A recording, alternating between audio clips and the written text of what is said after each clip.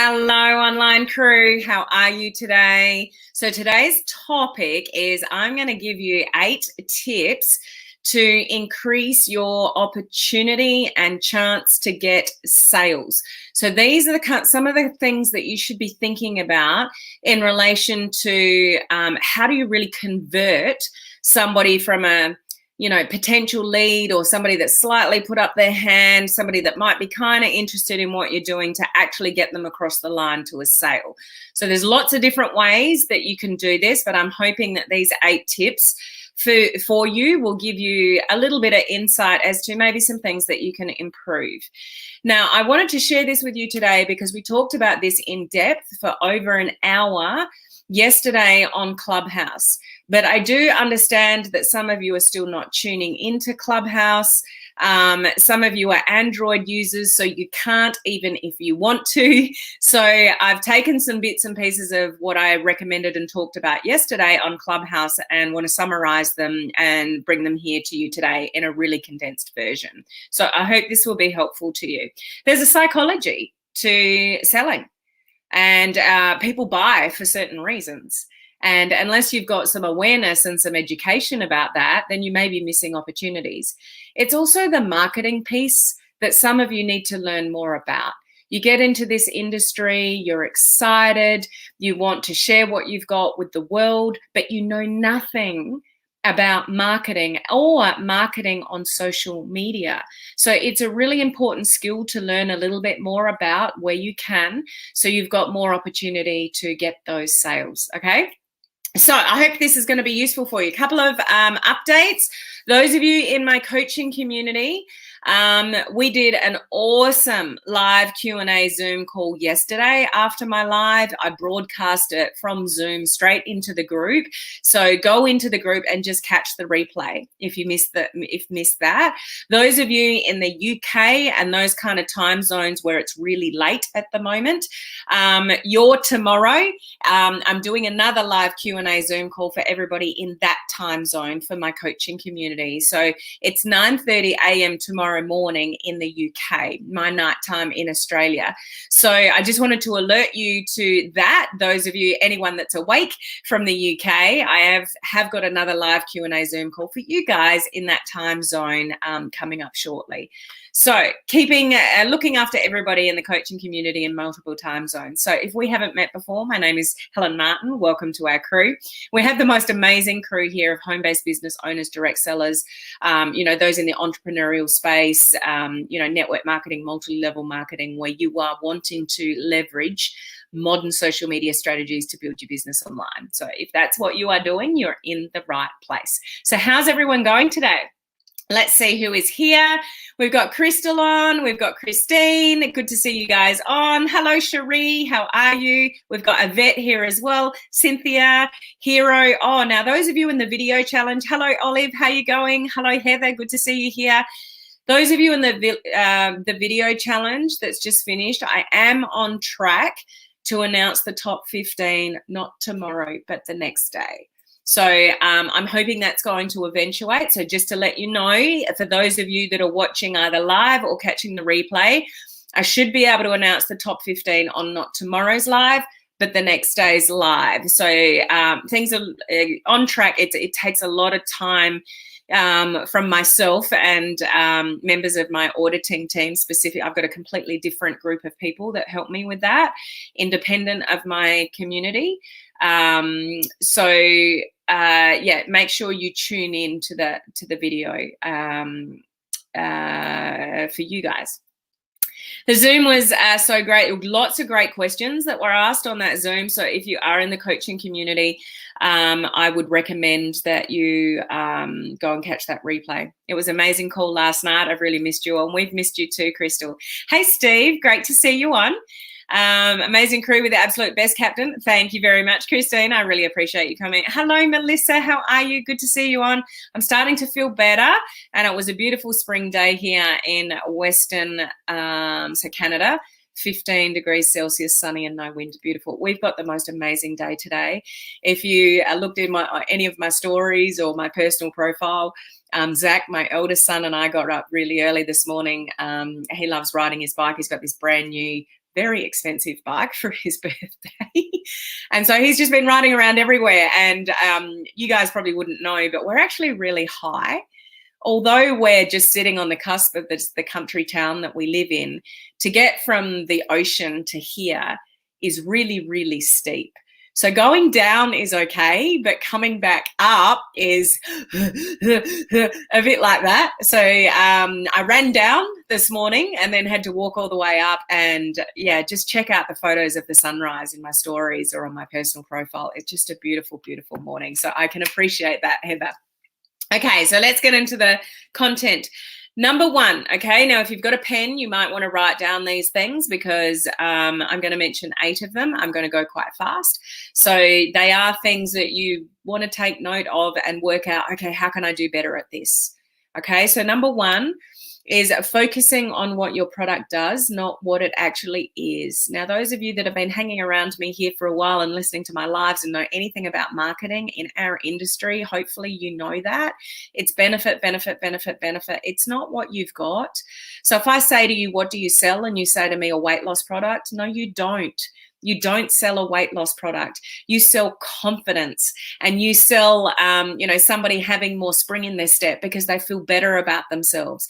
It's not what your product does. It's not what your product is. So those of you that have an energy product, it's not what the thing is. It's what the product actually gives people in the end.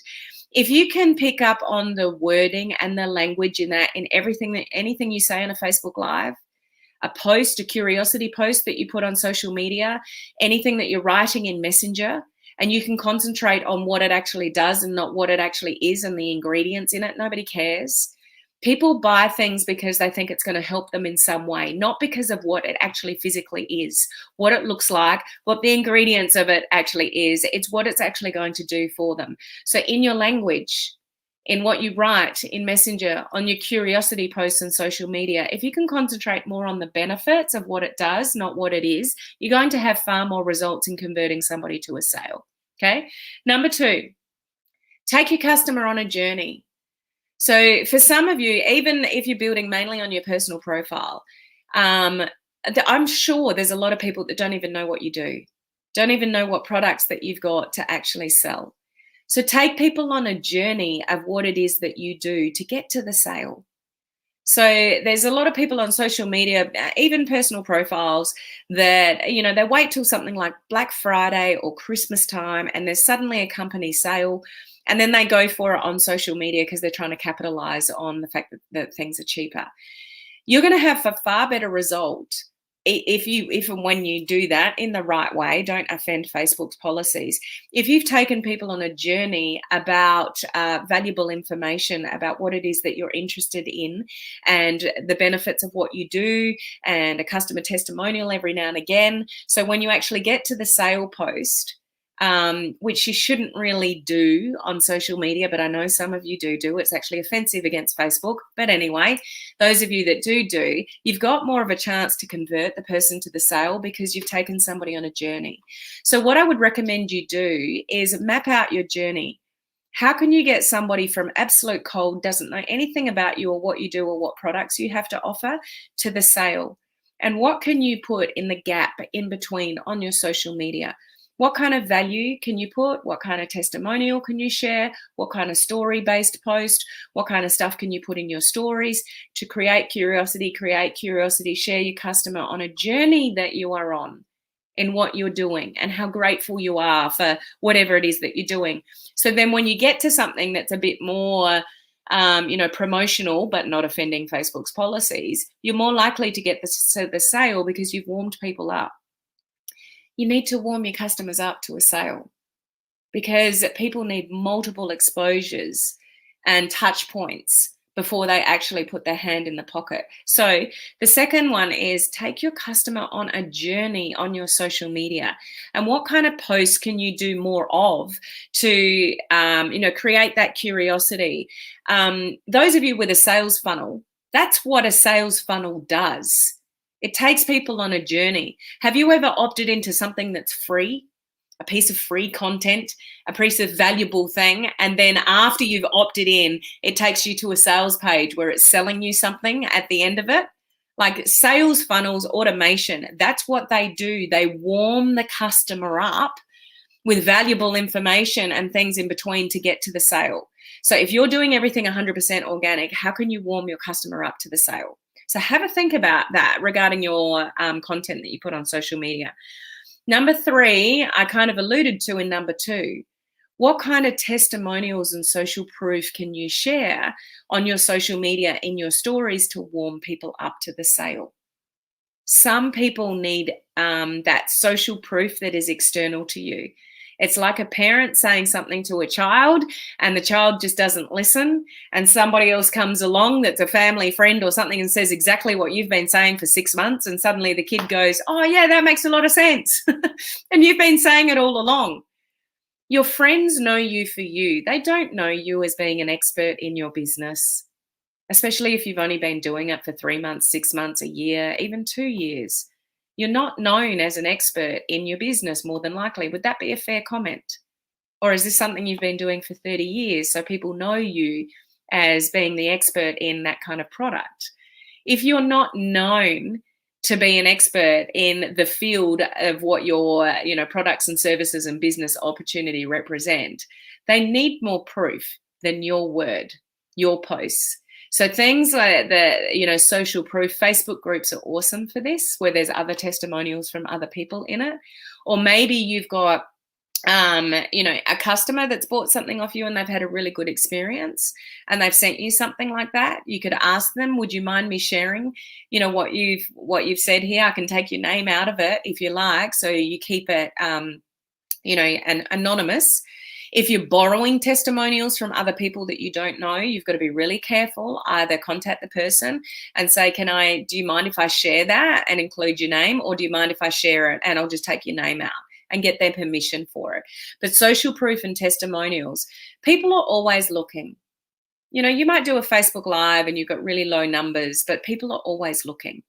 So in social media, you might not get much engagement, but if you take people on a journey of what you're doing and what you're sharing and what your mission is and what your goals are and what problems you solve for people, then you're more likely to get the sale when you take people on that journey and you've got multiple touch points to what it is that you do. Okay, you following along already? So far, this makes sense? Okay, so number 3 is using the social proof and the testimonials. Number 4 is called what I call value stacking.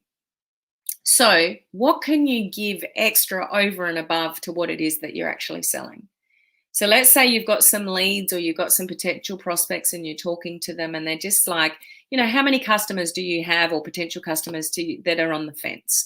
Or, people that have been in 3-way calls and it just goes dead and they don't respond, and, you thought it was positive and then it's not. Like, there's a lot of leads and potential prospects you might have for your business that just go nowhere. So what can you value stack on top of what it is that you're already offering or what the company offers? What can you add on the top of that? This is what makes you stand out from the crowd. If you're in a product-based business opportunity, what other products have you got sitting around at home that you could add on and say, look, if you do decide to join us, I'm more than happy to send you some stuff in the mail that's different to what you've ordered, so you've got more of a variety of, what we do. Like, how can you value stack? If it's an online space business opportunity, maybe you could offer somebody, an extra Zoom call or something. I'm more than happy to get you started on some social media stuff and stuff to create curiosity and intrigue and help you with posts and stuff like that. Like, whatever it is for you, whatever business that you're in, how can you value stack to seal the deal? Do you not see this in automated funnels all the time, where they're adding this and you get on a webinar and it's like, oh, and this, and then there's a set of steak knives, and then there's, something else on it and something else. That's just value stacking. So the perceived value of what you're buying is massive. And, they value stack and say something's worth 10 grand, but you can get it for $297. You know what I'm talking about, don't you guys? Any of you that have opted into an online funnel, that's just called value stacking. So take the automated model and bring that into your world with what you've got and what you've got offering, and get creative. How can you value stack to help you get the sale? Okay. Think of that from your perspective in what you can personally offer somebody over and above what they're actually buying to help you get the sale. Okay. Number 5, create a sense of urgency. Works every time. You'll see it on countdown clocks in automated things. So, open your eyes to what you're seeing in social media. And even if you opt into things and you see automated funnels, like think what's making me act so quickly, and see what you can take from that and do it in an organic way. I hope that makes sense. But you want to have your eyes and ears open to what you see on social media in funnels that you come across. And it's like, oh, that works really well. How can I do that in an organic way? What kind of urgency can you set for somebody? Maybe it is a value stack, but it's a value stack for a certain amount of time. It's like if you do decide to get into today, so just today, I've got some stock I promised somebody else, but I've got time to reimburse that. So I'm happy to put that stock that I allocated to somebody else and give it to you because I've got time to replenish that. But, I can give this to you now, whatever it is, put some urgency on it. I bet you've bought things before that have had a deadline on it. Like if you want to get in... if you want this discount, like you have to do it before midnight or something like that. Like deadlines work. So what kind of urgency can you put on something? If somebody knows something is available all the time, anytime, there's no urgency for somebody to buy off you. So just think about that creatively. You can create that in, automated funnels, but how can you create it organically? What can you, as I've mentioned before, value stack potentially, but have a deadline on the value stack. So it will help you get people over the line when there's a deadline to it. Okay. Number 6, this is essential in the social media space for what you're doing in Messenger, what you're doing in your posts. If you get on a call with somebody, like a Zoom call with somebody, and you're having an actual conversation, your copywriting skills. Do you know how to actually tap into the human brain to make them buy? I would probably guess for most of you, not. Those of you in my coaching community, go and revisit the Closing Sales Bootcamp. There's 3 days worth of training that I gave you there with techniques to help you close the sale because of what you say and what you write in messages. It's just that important to learn how to, write in a way that draws somebody in. And this is little things like I mentioned in number 1. You share the benefits with somebody. You don't share what it is and all the ingredients and all that kind of stuff. People don't care. That's not what they buy. They buy the result. So what kind of result can you talk about in your messages to a prospect or a post on social media? And this is all to do with copywriting. Now, I'm not saying go and buy a massive copywriting course or anything like that, but this is the marketing piece of network marketing. And you do need to increase your skills in your copywriting skills. If you're here to build on social media where you're not actually, physically dealing with your warm market in person, you're actually writing and you're actually putting posts on social media. So learning copywriting and actually the psychology of what makes people think and what makes people buy can do you wonders in helping you getting more sales.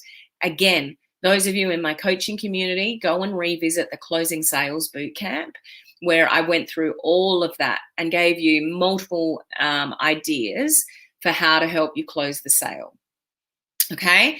Number 7, understand your competition.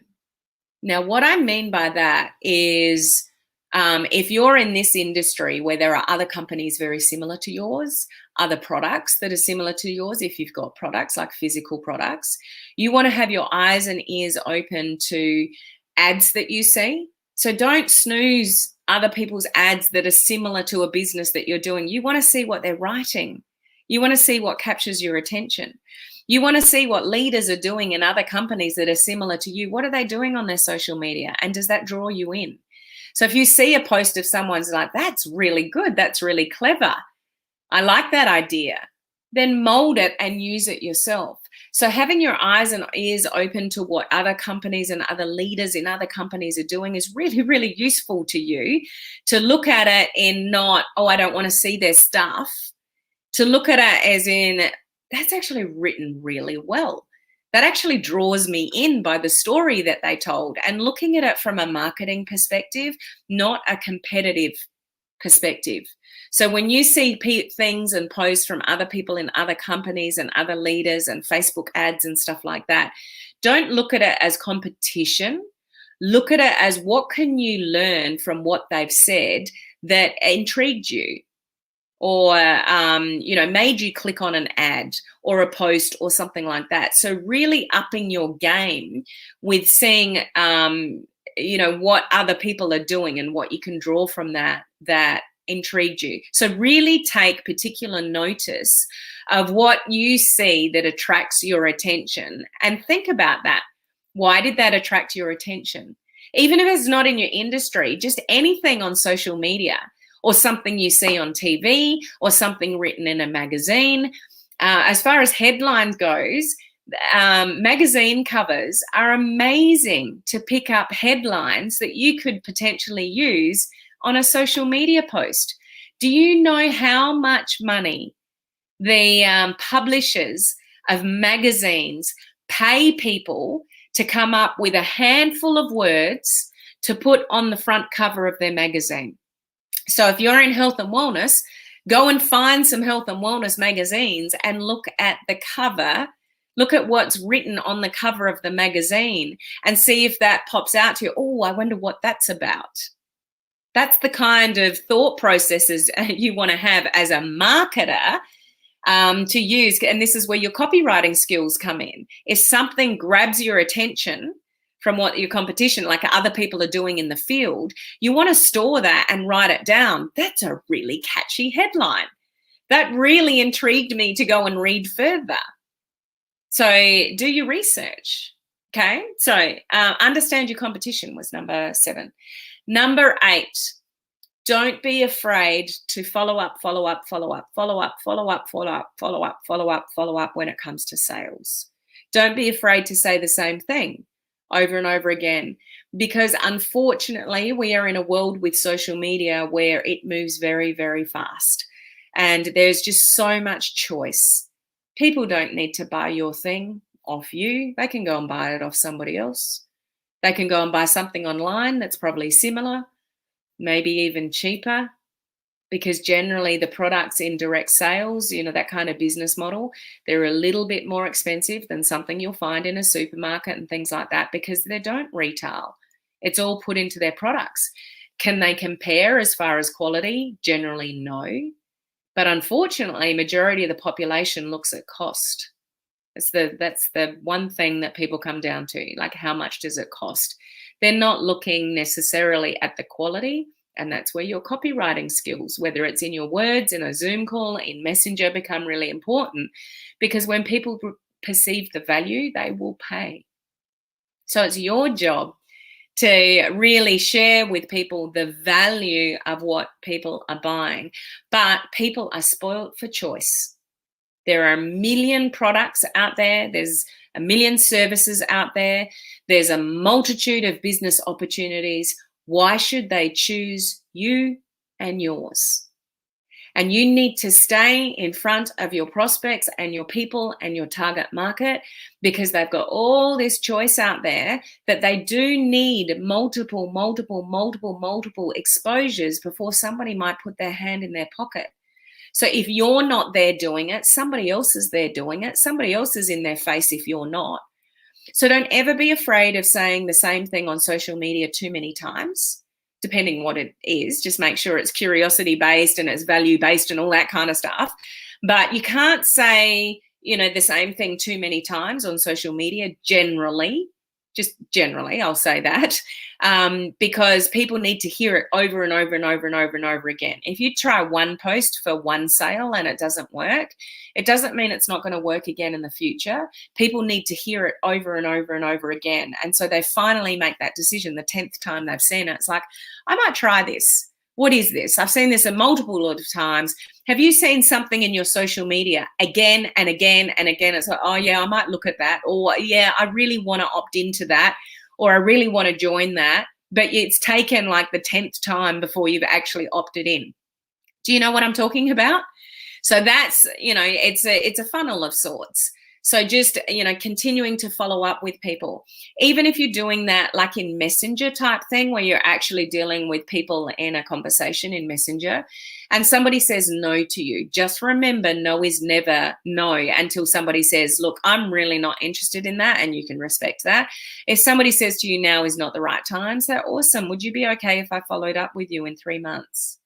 Or 6 months, depending on the conversation. And more than likely, they'll say, yeah, no worries. Mark it down, put it in your diary, a no is never a no. If somebody says, look, honestly, I'm really not keen, then okay, off the list.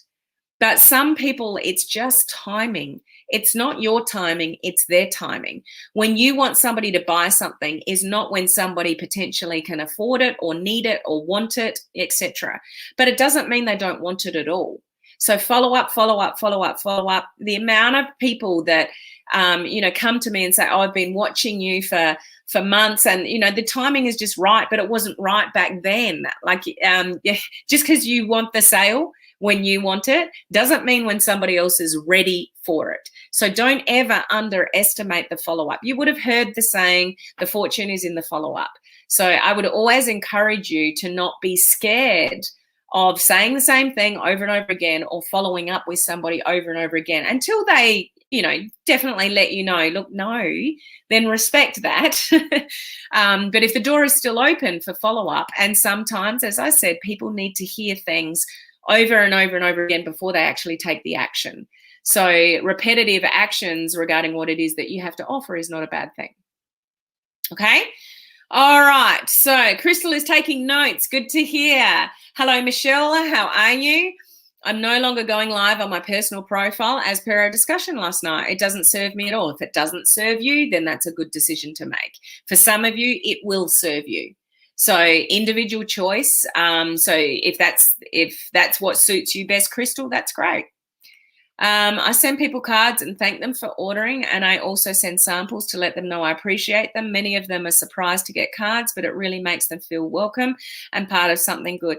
It's the little things in this industry that makes people stand out from the crowd, because it's not your thing. Like your products, if you haven't created them, like they're in a direct sales type business model, network marketing, it's not something that you've created from scratch. It's the product giving you the permission to sell, on their behalf. So whatever you can do. So that's a really good example of value stacking, but, after the fact as well. And just looking after your customers for repeat purchases. So that can help Crystal in getting, more sales after the fact, because she looks after her customers. Hero, this is really valuable information. You have to watch it again. No worries. That's what the replays are for. Just like I tell my son when he plays another team in basketball and his team loses, I tell him to watch and pay attention to what the other team does and learn from them. It really helped his confidence. You want to learn from the competition. Great point, Crystal. Not look at the competition as bad, but look at it in what are they doing that they're doing really well, and learn from that. So, this is where other people in other companies that are doing really well, what are they doing on social media? What posts are they putting out there that are intriguing? What can you learn from that? Golden nuggets as always, Helen, appreciate you so much. Thank you, Crystal, really appreciate that. Just joined replay. Hello, Sharon. How are you? Lots of valuable information. Good. It's those thoughtful things that you can do to help. It's the special little things. This is what is missing in the world. I'll just finish off with this. This is really what's missing in the world, is just the little touches to make somebody feel appreciated. We don't say it enough to people that we appreciate them. We don't give compliments enough to people to say, that's amazing. You inspire me. That's just giving compliments to people, the people that you do appreciate, letting them know that you appreciate, even somebody looking fabulous. that day and you're actually thinking, gee, they look awesome today, or you're looking really healthy at the moment or whatever. A lot of people think that, but they never tell the person. So just little things like that, people really, really appreciate, because there's not enough of it around the world. Now, if you look after your existing customers, value stack when you get a customer, they will come back for more because no one else is really doing it. So if you make your customers feel special, that'll probably help you with repeat sales. You check in on them. How are they going? That's really important with people that are on your products, because something may not be going well. Somebody may be on a product of yours and it's like, oh, I've actually really got an upset stomach, or it's not really working for me. Whatever they're taking, and it's like, oh, that's interesting. Tell me what your routine is, what you're doing with it, and they might tell you something, and immediately you might go, oh, okay, so maybe you should try this. I think you'll have a better result doing it this way. Or take it first thing in the morning, or make sure if you've got a bit of an upset stomach, perhaps eat breakfast and then take it. You can offer somebody suggestions and catch it early. If you're not looking after your customers and checking in with them of what's going on once they're on a product, then you're not going to catch all of that stuff. And they're going to just think, oh, this stuff doesn't work. So just that good old-fashioned customer service and looking after people goes a long, long way in helping you increase your sales. So I've given you 8 things to think about there. There are 8 things that you can do all independently, but imagine if you could combine some of those. That would be really, really powerful. So I hope you get, some good ideas from those 8 things. If you need to watch the video again, write them down and think about it. But this is the kind of video where I would suggest that you don't go, oh, that's really good information. Yeah, that makes sense. This is the kind of video that I would recommend that you share with members of your team, because all we want for anybody in this industry is to be able to help more people. To help more people, you've got to make the sales to get your products in the hands of other people, but also for those that are in the industry, in the business. Obviously, you want to make more sales to generate the income that you're looking for, because if you don't, you go. Doesn't work. Haven't made any money. I'm out of here. And people often don't give it long enough. Everybody's looking for the instant gratification. And if they don't get any success in 6 months or 12 months, they're out of here. But there are things that you can do to help you get more sales. Just simply looking after people, or maybe you haven't got any sales at all yet. What can you do to increase your ability to get the sale? And I guarantee there's got to be something in one of those 8 steps that can help you achieve that. So now it's over to you to not only listen to this information, but go and do something with it. That's where you can really make your time when you're listening to trainings like this really valuable. Is, okay, let me just take 1 or 2 of those things and see what I can implement from that. So that's what I would encourage you to do. Okay, so thanks for being here with me live, guys, and those of you that catch the replay later, and I will see you same time tomorrow. Bye.